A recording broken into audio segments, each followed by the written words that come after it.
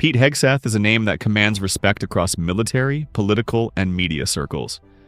Though widely recognized for his work with Fox News today, his journey to prominence began far from the spotlight.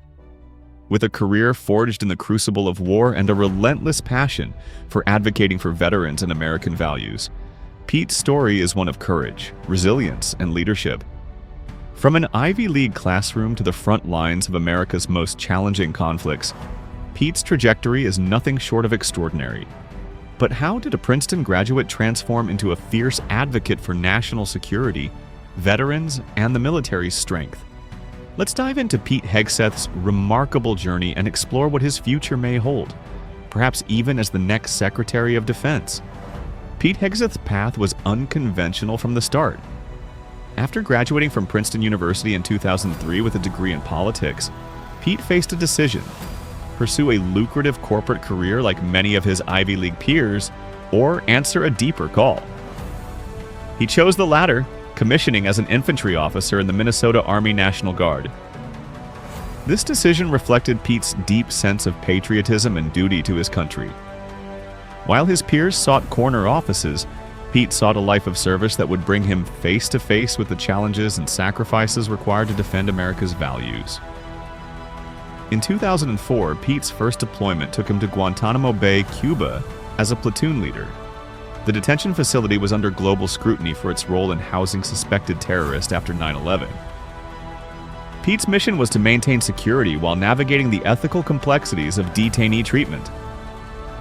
This experience left a lasting impression on Pete, shaping his views on the importance of a strong national defense and the moral dilemmas that often accompany military service. It was a formative chapter in his career, testing his leadership and his values under intense scrutiny. Pete's military journey escalated in 2006 with his deployment to Iraq as an infantry platoon leader with the 101st Airborne Division. Iraq during this period was one of the most dangerous places in the world, plagued by insurgency and sectarian violence.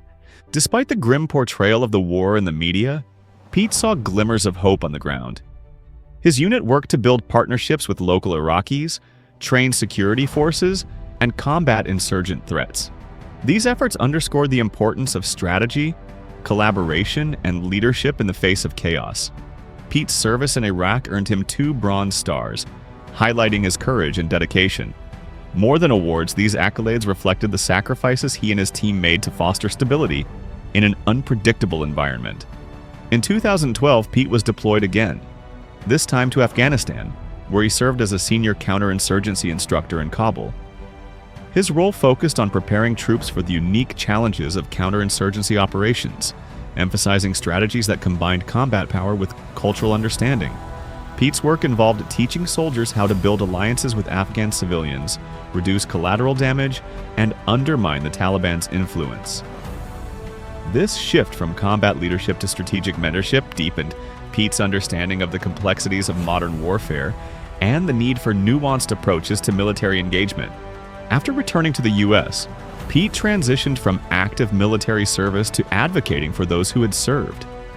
He took leadership roles in organizations like Vets for Freedom and Concerned Veterans for America, championing the needs of veterans and emphasizing the importance of continued American engagement in global hotspots like Iraq and Afghanistan. Pete's advocacy extended beyond military policy to addressing veterans' healthcare, employment, and overall support systems. His work positioned him as a prominent voice in the national conversation about military service, sacrifice, and the challenges veterans face when reintegrating into civilian life. Pete's military background and advocacy work eventually brought him to a new platform: media. As a contributor to Fox News, Pete became known for his unapologetic commentary on defense policy, national security, and veterans issues. He frequently criticized what he saw as the politicization of the military, calling for a return to a mission-focused force free from distractions like woke ideologies. His stance resonated with many Americans who believed the military needed to prioritize strength and readiness above all else. As discussions grow about Pete Hegseth's potential future in government, possibly as the next Secretary of Defense, his vision for the military has become increasingly clear.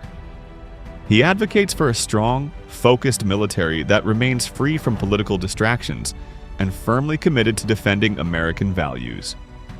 Pete's extensive military experience, coupled with his unwavering belief in the importance of national security, positions him as a leader capable of shaping defense policy in ways that prioritize both strength and strategy.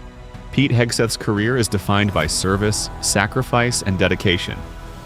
From his deployments in Guantanamo Bay, Iraq, and Afghanistan, to his advocacy for veterans and his influential voice in the media, Pete has consistently demonstrated a commitment to defending American values and supporting those who serve. As he steps into the future, the question isn't whether Pete Hegseth is qualified, it's whether America is ready for the military he envisions, one that is strong, mission-focused, and unwavering in its purpose. Pete Hegseth's story is still unfolding, but one thing is clear. His leadership and dedication have already left an indelible mark on America's military and its future.